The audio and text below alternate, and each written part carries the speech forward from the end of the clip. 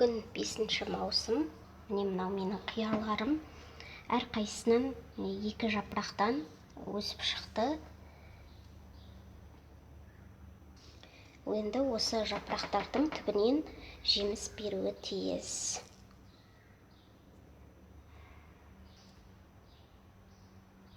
Ал мынау черри қызанағы. Мен черри қызанағын бөлек ыдысқа отырғыздым, су құйдым және кішкене жұмыртқаның сыртын қабығын сеуіп қойдым.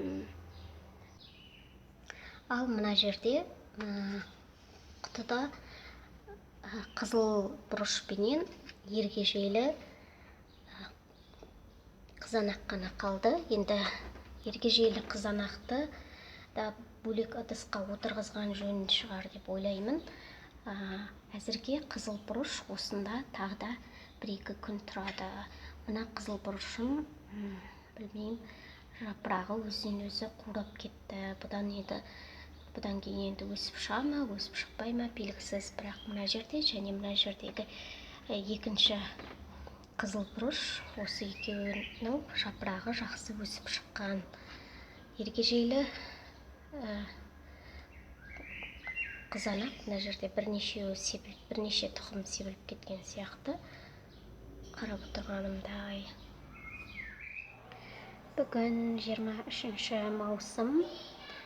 Міне мен қиярларды мынандай үлкен 5 литрлік ыдысқа егіп қойдым. Астында мынау дренаж. Дренаждың орнына кәдімгі мына тас дренажды да пайдалануға болады, және мынандай пенопласты да пайдалануға болады.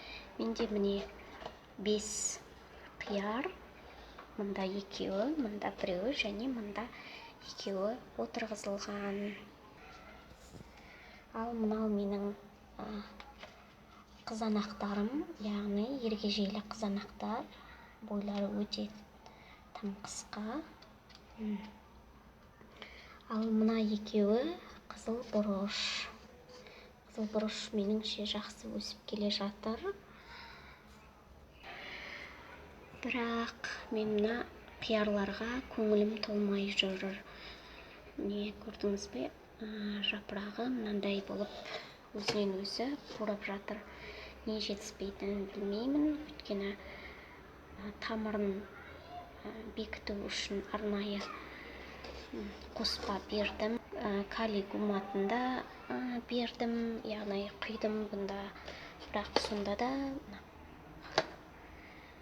жағдайы мынандай болып тұр. Енді бұдан жеміс шыға ма, шықпай ма білмеймін. Ал мыналар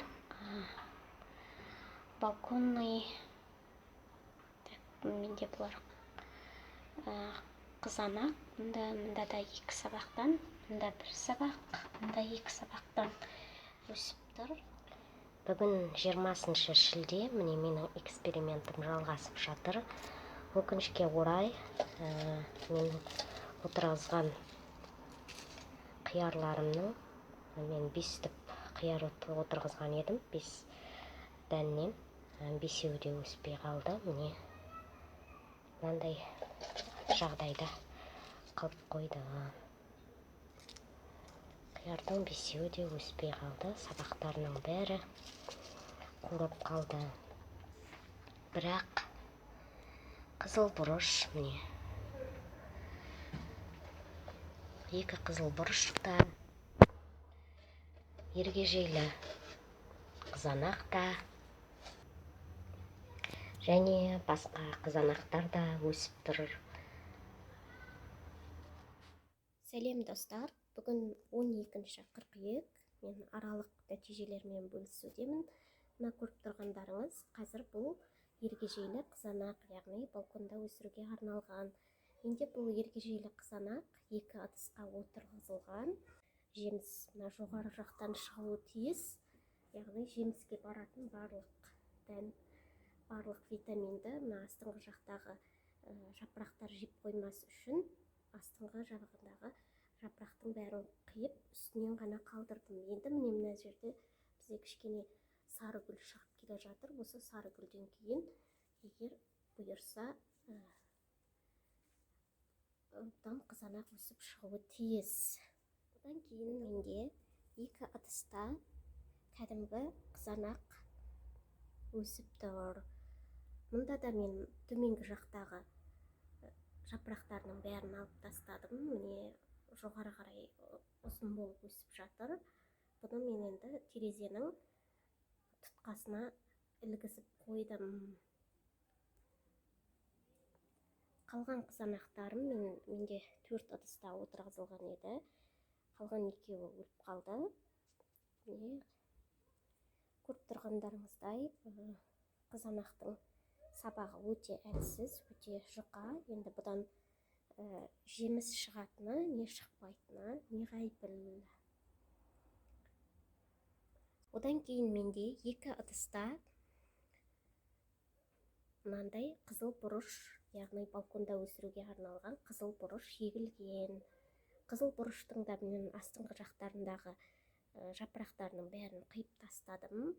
Жапырақтар менде үстіңгі жағында қалды. Қазір осы жапырақтардан гүлдер өсіп келе жатыр. Түйнектер ақ гүл шығады.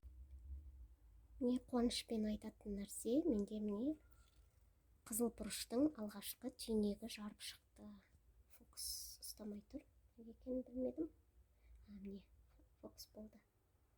Көрдіңіз ғой. Гүлі міне мынандай әдемі гүл шығып тұр.